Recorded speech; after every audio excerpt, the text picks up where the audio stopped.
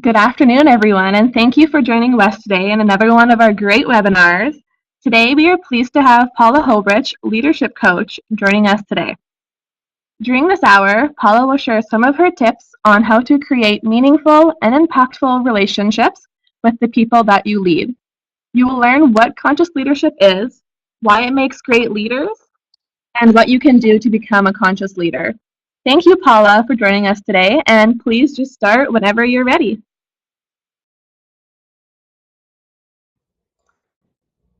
Wonderful. Thank you for that warm welcome. Can everyone hear me all right? Before I go down my path, I just want to make sure everyone can hear me.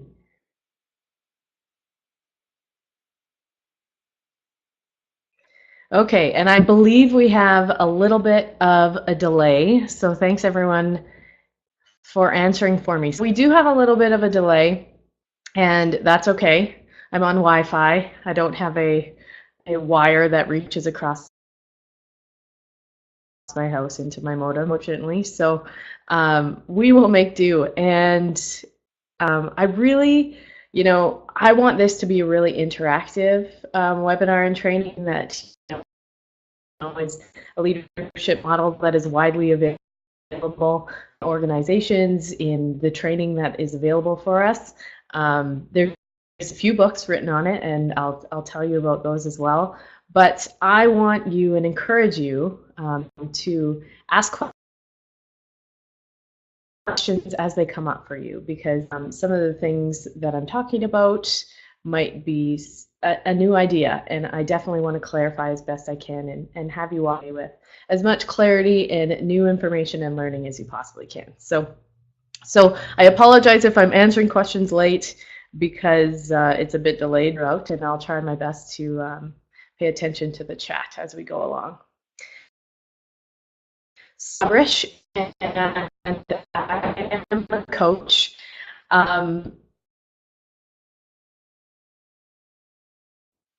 I have changed focus a little bit. I ever did was about a year and a half ago on personal branding. And since then, I guess at the time I was expecting my second child. I was working full-time as an HR manager and also starting my coaching business. And so things were a little hectic and crazy. And since then, in the last 18 months, things have changed a lot. I no longer work as an HR manager. I have my coaching business full-time. And I have transitioned into a little bit more of a specific niche in who I work with because of the people that were, I guess, attracted to me and gravitated towards my message and the work that I do. So I'll tell you a little. I am, some fun facts about me. I'm a sports fanatic. I love hockey. We have a junior hockey team in our town. My fiance is also a former hockey coach. It's a 6.5-year-old and a 11-month-old and almost 1-year-old. I am a singer. I like to sing in my spare time, and working on being a guitar player as well, so I can accompany myself eventually. That's my favorite hobby. And I am obsessed with high-performing teams. And this is really relevant to conscious leadership because I don't think, I know that high-performing teams are not possible without incredible leadership. And I think that's why I'm a sports fan.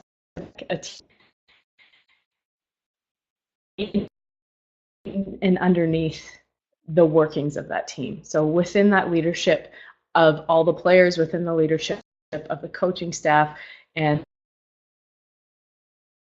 I just love it. I love hearing those stories. I love documentaries on team success, and just a little bit more relevant and closer to home. This last week, this tragedy that we've been all affected by in Saskatchewan. I love about the goodness and the inspiration and the leadership of the Humboldt program. That's been, one of the sadder and most difficult things, but also moments. So I am passionate about women empowerment and female empowerment as well as to create more love in the world. Because I work with now and have been attracting moms. So I support and inspire moms to make themselves a priority so that they can live, love, and lead at their very best. And what that means is, there are a lot of moms who have that passion for their career, for a business, and things that they want to do, but they put all that on hold. And so a big part of my work is really letting people know that they can have it all. And by having it all, I mean really live the life that they want to. You don't have to sacrifice the career part of your life just because you have children. And conscious leadership has a really, really big part to do with that. So this ties in really nicely. It's still very relevant to you, whether you're a mother or not. It's relevant to everyone. But I maybe have a little bit more of a personal flair on how I present it because I do work with moms, women who want to really feel like they can live the life that they want to be living. And just a little fact about me to make me a little more personable is I used to be allergic to the cold, which is a really cruel and hilarious fact because I live in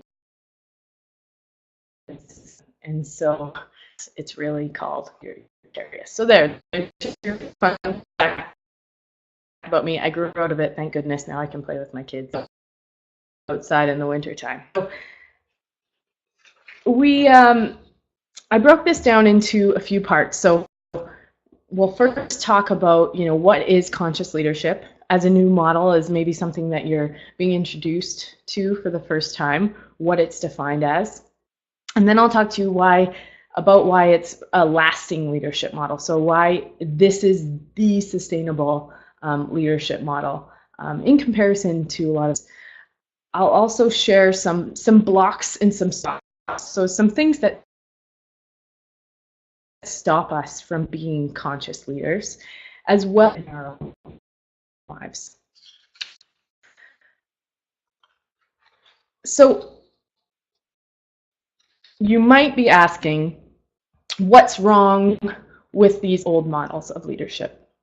And there really is nothing wrong because there's plenty of models out there that can achieve results really well. So, but any model that is designed to be an adoption of certain characteristics or traits, so just, as business owners, as leaders, we learn these things that we should be doing. It's that should and that have to.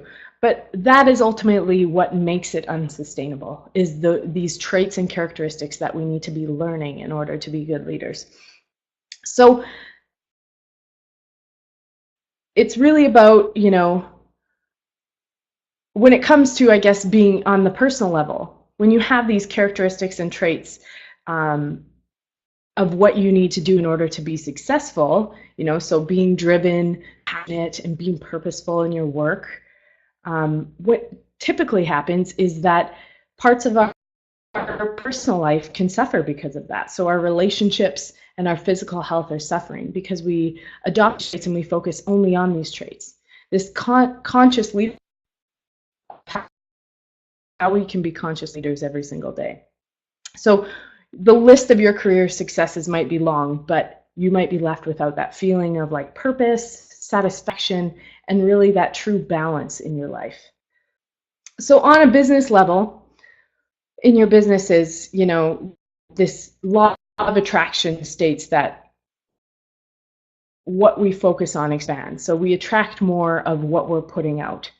And much of the motivation in the workplaces, as much as we don't like to admit it or believe it, is on fear and intrinsic rewards. And while that is changing, and a lot of organizations here in Saskatchewan and Western Canada, so it really is still very much fear and extrinsic reward based. Fear of losing, fear of that outcome, which is ultimately what's going to happen if I'm not good enough in my business, well, my business will fail. As well as, that those extrinsic rewards being the focus on how money we can make and what is my title and what is that. Ultimately, that's what it's about. I think internal to us is what's our ego a little boost. But fear is really not a sustainable motivator over the long term. So it does a lot of damage to us as individuals in the way of stress and anxiety. If the leadership of an organization was focused just on those intrinsic rewards, so having a focus on play and love, that focus will attract the like. So you will be able to attract more people to you, as clients, employees, who have that vibrant, creative energy about them because you have that focus on those intrinsic rewards. So it's not a do this to be successful environment. It's more of a be you, be yourself, be conscious every single day, and then we will be successful. So, and then on a world level, we have this belief in like scarcity and lack and win and lose. And it's really that holds us back from creating this sustainable leadership in our organizations and in our lives. So this belief or idea that, we have to sacrifice from doing so, from having it all. So that block is really what is stopping us from participating in our life and our business at peak performance. So conscious leadership defined. This theory or this method, it comes from one of the basics to conscious leadership, and that is the 15 commitments of conscious leadership. It was written in 2014, and they have such an incredibly simple idea that speaks to, are you a conscious leader or are you an unconscious leader? And that is, are you above the line or are you below the line? And so they define being above the line as being open, curious, committed to learning, and below the line as being closed, defensive, and committed to being right. And they do go on further to explain the 15 commitments that they use in their training courses. So the authors use these commitments in training courses for organizations on a bigger level, and really clearly comprehensive about what is it to be above the line and what is it to be below the line. So I loved having this so clearly defined in the way that they did it, because I do a lot of this work already, but it's not as specific as this. But this is a really good starting point for you if you want to create more awareness in your life. Am I above the line or am I below the line? And the way this looks for a lot of the people that I work with and with you as an entrepreneur is, above the line would mean, am I proactive? Am I engaged? And am I being intentional with my time and my energy? And below the line would be, am I reactive? Am I blaming, complaining, or judging others or situations? And am I living in the expectations of others? I want to talk to you a little bit about each of these. So a lot of the times when people are in this, phase of their life, so I have to work as hard as I can, and then eventually I'll get to enjoy it. This belief that we have that there is this someday or this something that we are going to achieve. We find ourselves below the line. We find ourselves being very, very reactive. We find ourselves in a bit of a blame at complaining about others, and really responding to the obligations and expectations, not just of others, but of what we think we should be doing or what we have to do in order to succeed. And so the flip of this, and what it's what I work with a lot of my clients on, intentional. So getting really proactive with your life and we'll talk about this a little bit more, but it starts with, what does being proactive look like for you? What is really planning ahead to get what you want look like for you? Being engaged and present, want to be doing with your time and your energy every single day look like for you? So why is conscious leadership important? And why is it this lasting leadership model that we talk about? Well, it's really easy to see the difference, I guess, when we can fit into a clear definition of what is a conscious leader and what is a conscious leader. So an unconscious leader, characteristics of an unconscious leader, is someone who doesn't have any empathy or response to their environment. So they don't see what's going on around them. They don't understand why someone might be upset, why someone might be not motivated. And in that circumstance, really lay a lot of blame on another person. So it's very much ability to take responsibility for a situation, for how they show up as a leader. So they're cut off from those authentic experiences because much, the world according to them, very strategic and planned out. So things need to happen this way because this is what I want to happen. Most people are living in this unconscious state. So there's no judgment here. There's nothing wrong with being unconscious because that is the reality. So they also are very reactive to their stories. So we have these stories. This is our Google search drive, so to speak, where we are coming up with our response to any given situation on the stories that we tell ourselves about our life. And it's these stories that are really cut off from the possibilities because we're only to the past. We're only searching in the past. So it's also this, this focus on being right, this closed mind, blaming and judging others, and ultimately an external validation. So looking to success and financial success and success within your career, to really feel good about ourselves. So it's that external focus. No judging this because this is a normal state for many people. But that's why I'm here presenting this topic to you, because there is a way to lead, live, and love differently. The characteristics of a conscious leader: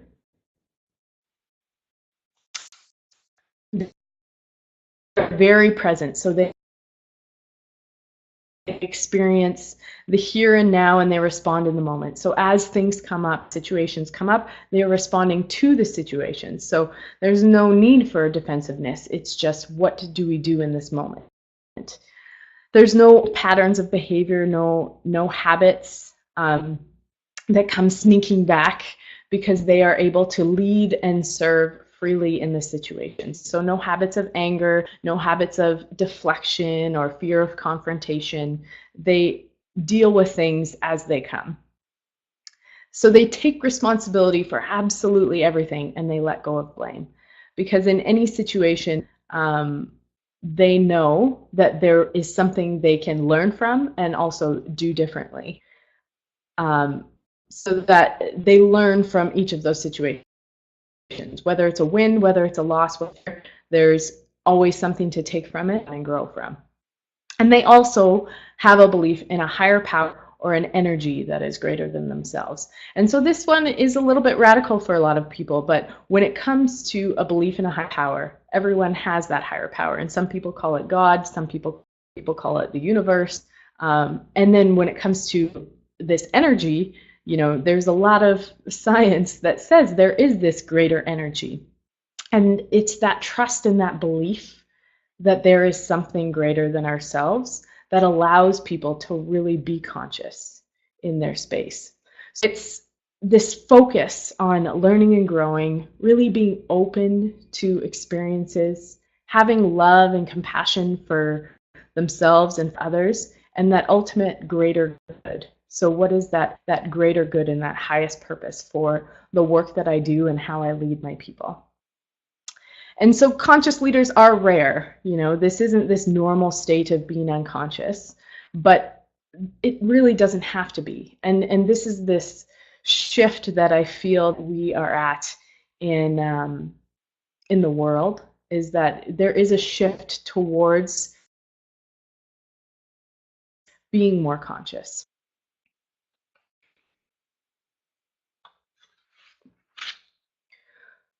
So what are these blocks and stops? What gets in the way of us really being conscious every single day? And being conscious in our business, being conscious leaders, not just, this is the part that I really think is important, is I love talking to all of you as female entrepreneurs, but you have families and you have a lot of other things. And being a conscious leader is not just within your organizations. It's just who you are. It's something that you can bring into absolutely everything that you do. So the biggest blocks and stops from us being really conscious as leaders is this victim mindset. So feeling like life is happening to us instead of happening for us, believing that things are difficult and hard. One of my favorite things that I talk to my clients about when it comes to a victim mindset is that your lesson is there until you learn it. So if we feel like things are happening over and over, like maybe we have the same issue with a different employee that keeps repeating over and over again, or a client, or something that makes us feel bad, and it keeps happening, and we're like, why does this keep happening to us? Because there's a lesson there. There's a lesson to be learned, maybe about how we have to be more authentic, how we have to step into our power, or how we have to actually live in the way that we want to and stop avoiding whatever that lesson is. It can also show up as anger, so we can be really angry and not usually about the situation that's bothering us, not usually within our home, because that's our safe space, angry with other people, our friends, our family. That's usually evidence of being unconscious. Resentment, so not dealing much the same as anger, it's a form of anger, as well as blaming others. And ultimately, this is about not taking responsibility for our roles and how we can make a change in our roles and how we lead people in our businesses and in our homes as well. And fear. So this is all fear, I would say, is the biggest summary. It is, it's summarized, holds us back. It's fear that our brain is telling us we have to fight or flight from. And, fear had a great purpose, and I know you know this, way back when we actually had to save our lives from wild animals, and we were, our fear is just there to protect our ego. And what is happening is our ego is telling us that there is something that needs protecting. And so being conscious is really about recognizing that ego and its place and where from.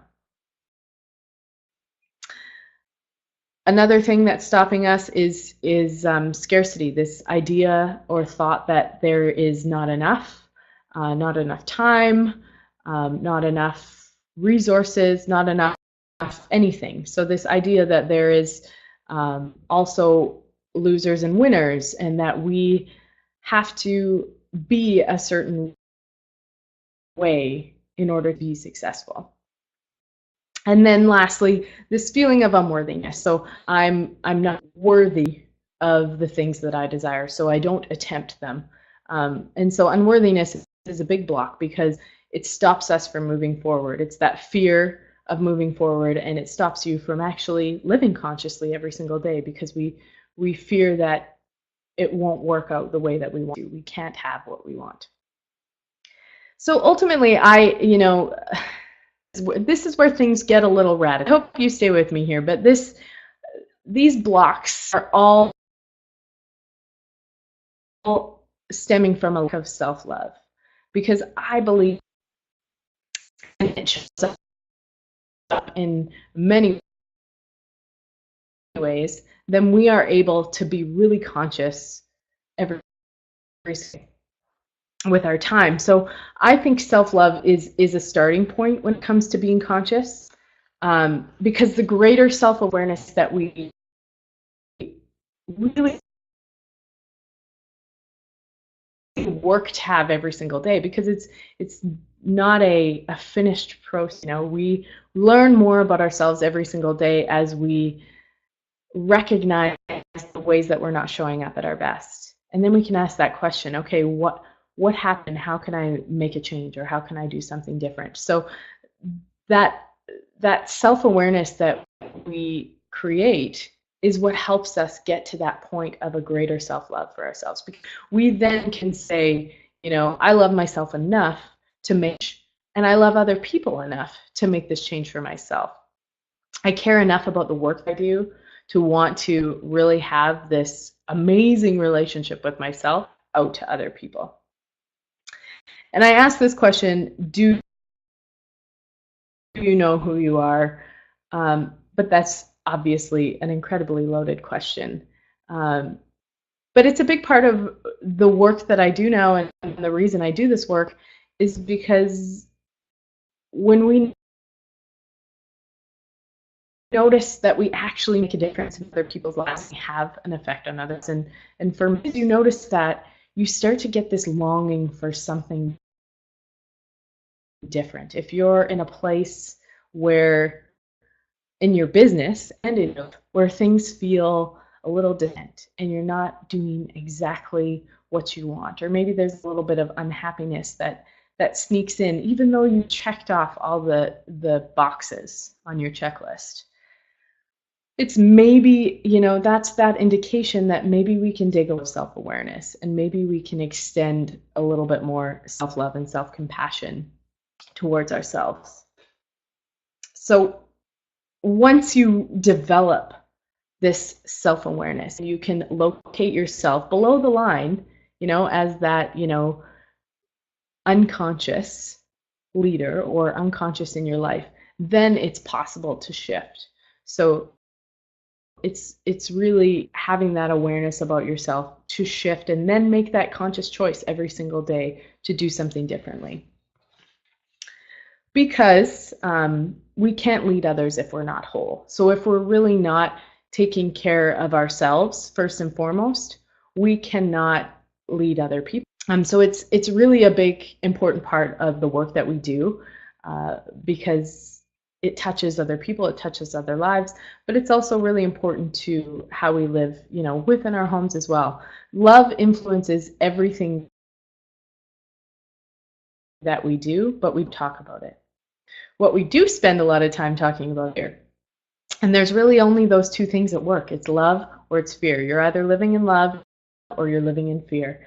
And I want to transform the lives of people, and I want you to transform your own lives to really realize that we just want to be living in love. So creating that self-awareness, I think, in a lot of our work, as well as a lot of the work that we do, even personal development work, is missing that piece. So when we are becoming more aware of where we want to make a change as a leader and be more conscious, how can we bring a little bit more self-love, self-compassion, and self-care into that? And I wasn't going to bring this up, but one thing I've noticed over the last week and a half or so is that there are a lot of people living in love, because we are lifting each other up as communities. We're lifting each other up within, organizations. And it has created this amazing space where so much creativity is through, so much support for people has shone through. I have never see much volunteerism, creativity in the creation of artwork and poetry and music. And all of that stuff is really, really moving to me but it's also this like longing of like this all the time. Why can't we always be that community? Why do we have to be divided by our fear? And why can't we be more connected in love? So shifting and flipping, how do we start to make these shifts and really flip the switch with willingness? So you really have to be willing to change. Some people might want to change as a leader. You might want to be different. But willingness is a little bit different because you have to be willing to do what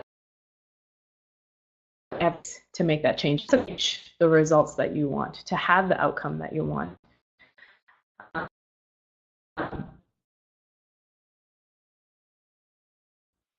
And that willingness usually comes from a source of, discontent, pain, and or having all the results on paper, checking off all those items, and something is missing. Conscious leader to a conscious leader. If this is something really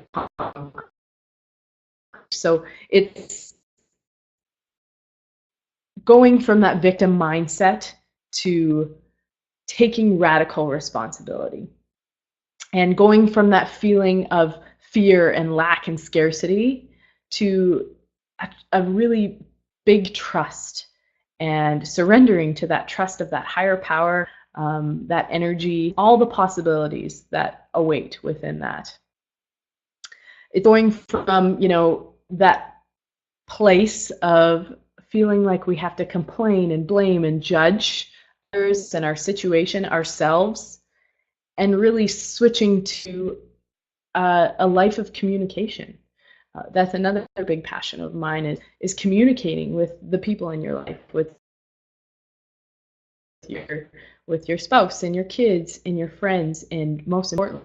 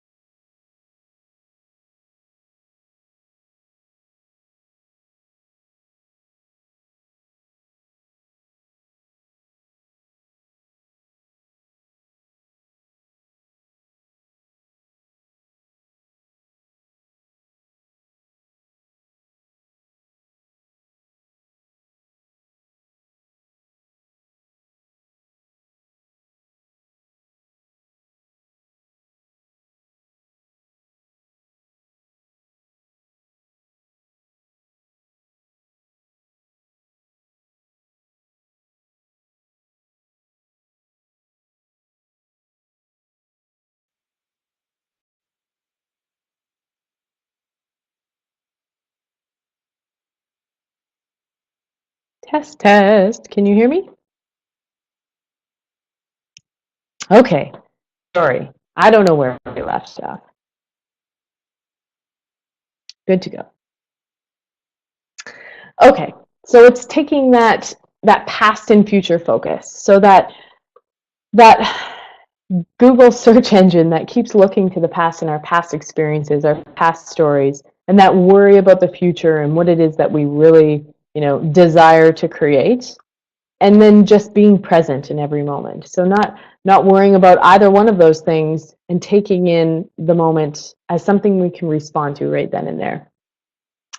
that shift from trying to control and force everything to happen just the way that we want it to really surrendering and believing in that higher power, that there's something guiding us along and going to give us exactly what we need in every situation, every lesson, every miracle, every gift, every win, every relationship. So it really works to the people that you're attracting into your business as your clients, as your employees. And then it's also this shift from external validation and, how can I show up in a way that's going to make myself feel worthy, because other people will then know that I'm important, to really this feeling of self-love. So that internal validation and that internal focus. And this shifting and flipping really starts with when you have this willingness to change, when you know that you want to be more conscious every single day and be more of this person that you're meant to be. It really starts with creating a compelling vision for what it is that you want.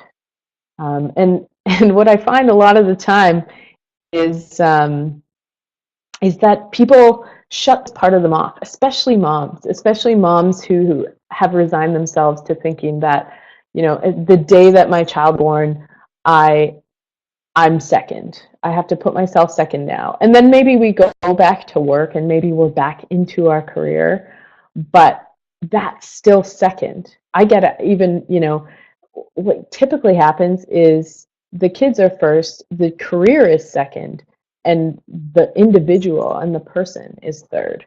And that's completely backwards, because if we put ours first and we start to get really conscious and put this work into ourselves, then everything else flourishes. So what are the next steps? And I'm going to apologize because there was a couple other things I wanted to include here, but I see that I didn't save the right slide. So how to make a shift and flip the switch. So number one is actually creating this compelling vision. And this is the first thing that I do with clients is, and what I find is when you are, in this unconscious space, we see the world as something we don't want. So we know exactly what we don't want to be experiencing because we're experiencing it all the time. We know exactly what we don't want to be feeling because we're feeling it all the time. And we know exactly what's going on within our businesses and our lives that we don't want. But it's really flipping that. So in order to create a vision, you have to get really focused on, what do I want to be experiencing instead? What is the opposite of this feeling and experience that I'm having, so that I can create this compelling vision that's going to give me the drive and determination to move through the change. Because change is scary, change is big, change is, especially when we've been doing things the same way for a long time and living within this status quo of the way things were always done. I'm doing air quotes, you can't see me anymore, but the way they're always done. I hate that sentence. And so creating this compelling vision so that it can withstand the change and the fears that are going to come up, because they will come up. And then ultimately that second step is knowing then that it's about baby steps. So what are these little things that I can do every single day to make a shift and make a change? It's not saying I need everything to be done in 3 months and setting some sort of, unrealistic timeline of, I want to achieve this or be this or do that. It's about getting intentional and present in the here and now about how I can be more conscious in the next hour, tomorrow, within this week. What will be 3 now is changing your beliefs. So there's 2 of the biggest things that make the most difference to most people is when they realize that, 1, you are not your thoughts. So you are not the thoughts that are coming up in your head. You are not the judgments that you have on other people and on yourself. This is just this hard wiring, including all of the experiences that we've had in our lives, the stories that we tell ourselves, that have created these thoughts. So any of these thoughts, that even the good ones, you are not those thoughts, but it's really important to change your relationship with them, because it's the thoughts that come into our head that can slow us down and stop us from doing what we want, from making a change, and really let the fear overtake us from moving forward. So it's really understanding that you are not your thoughts, and changing your relationship with them, as well as knowing that what you focus on expands. So if you're focusing on the negative, if you're focusing on the negative about people, about the situation, about, saying things are out of your control and why they're so bad and we can't change them, that's that focus on what you don't want. And if you continue to focus on what you don't want, you're just going to get more of what you don't want. So shifting that focus to the positive. Well, what do I want experiencing instead? And I know it's easier said than done to have this blind faith and belief that if we just focus on the opposite and what we really want to be experiencing, it will happen for us. But that's what being conscious is. It's being conscious about where you're putting your time and your energy. And so a big part of it is flipping to the positive. So we know what we don't want. What do we really want to be experiencing? And it's that flip to the positive that is going to unconsciously allow you to start taking action towards that outcome. So, I didn't want to get super specific about how you can apply this to your relationships with other people, but this is really about everything that we do in our lives. And ultimately, when it comes to changing our beliefs about other people and our relationships with other people, it comes down to the biggest thing is judgment, and judging others and seeing that judgment, that thought. How can we flip that to the positive? How can we take something positive from that judgment and learn from it? Because one of the biggest learnings you will find is that how we judge others is actually something that we judge ourselves about. So whatever judgment we are giving to someone else is an insecurity or something that we hold within ourselves. So it's taking all of those things and learning those lessons from them, and being open to what those lessons will tell you, to really be conscious every single day. And then lastly, and most importantly, is loving yourself. So this is not a quick fix model. This is not adopt these traits and characteristics and practice them every single day and you will be successful and you'll be a conscious leader. This is about, changing your life and taking radical responsibility for yourself and how you show up. And so by setting this intention that you are going to treat yourself the same way you would treat others, that you love unconditionally in your life, and taking action on that. So this shows up for me in a lot of ways. I shared with you that I love to sing, but I also love music. So music is a part of my life every single day because it is a very important part of my life. It makes me feel the way that I want to feel, and that's a big way that I show love to myself. And so what I find is a lot of people have these really incredible creative talents, and they don't use them anymore. They shut them off because of all of these expectations and obligations. And that is shutting off love to yourself, because one way to feel really amazing, and we shut it off because we think we don't have enough time. So this is part of the baby steps. This is this flip to know that we have an abundance of time if we just focus our time on the right things.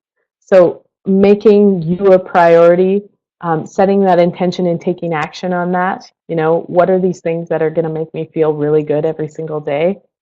To be able to show up and be this conscious leader for other people in my life is a really important step as well. So I have incredibly oversimplified conscious leadership because I have only had 45 minutes to do so, 40 minutes. So if you want to dig way deeper, I encourage you to read the 15 Commitments of Conscious Leadership. There's also tons of other books that I'm happy to recommend, and I'll give my information at the end if anybody wants to reach out and talk to me more about this. But there's ultimately, this longing for conscious leadership in the world. Whenever we feel unhappy or discontent, or there's something more that we're missing, or that we've gotten to this place that we want to in our life, in our business, but it's not feeling the way that we imagined it would. There's really this desire to be more conscious with our time, and conscious with ourselves. So it's about taking action from a place of love every single day instead of from a place of fear. And this is the path to, living authentically, living wholly and completely, loving other people fully, including yourself, and ultimately leading greatly. So I do hope that there was some nuggets in here for everyone, that you can tell me if you want me to go back to the self-help aisle of the bookstore. I had one client that actually said, if this was 3 years ago, I would have told you to go back to the self-help aisle of the bookstore. And I laughed and laughed and laughed because some people aren't ready for this part of personal development. But I appreciate all of you so much for tuning in and being here, listening and watching. And so here's a little bit about where you can find me. My website, leadyourwaycoaching.ca. I'm also on Facebook at Paula Hobrish Coach, at Instagram on Lead Your Way Now. I also have a community called Whole Package Moms, for those moms that I talked to you about, who are really wanting to make themselves a priority so they can live, love, and lead at their best. You'll find my blogs. I have lots of videos, lots of posts. A free gift there on my website as well, and information about how people work with me. But like I said, if you want to chat more about this at all, dig a little deeper, I'm happy to connect. I love to get on the phone and talk to people. I haven't had the opportunity to get to many meets, or any actually at all. So I love to connect with people over the phone because living in Kindersley, kind of in the middle of nowhere, I don't get to do that as much. So please email me and we can set up a time to chat. And I would love to answer any questions if there's any at all. Again, thank you so much for tuning in.